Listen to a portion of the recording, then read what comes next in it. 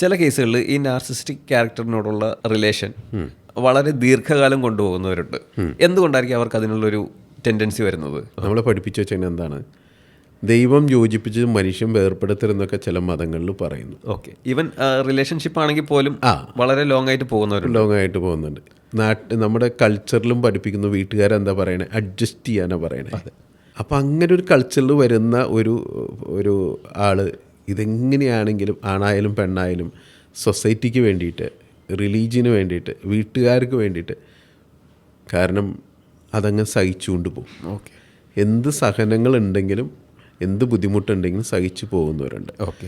ഇത് കൂടാതെ ചില ക്യാരക്ടേഴ്സ് ഉണ്ട്, അതായത് സബ്മിഷനായിട്ടുള്ള അതായത് ഞാൻ സ്വയം വേദനിക്കാൻ തീരുമാനിച്ചിട്ട് ആ വേദന അനുഭവിച്ചു പോണവരുണ്ട്. ഓക്കെ, അവർക്ക് ഈ വേദന ഇഷ്ടമാണ്, ഈ സഹനം ഇഷ്ടമാണ്, പണിഷ്മെൻ്റ് ഇഷ്ടമാണ്. അങ്ങനെയുള്ള ക്യാരക്ടേഴ്സ് ഉണ്ട്.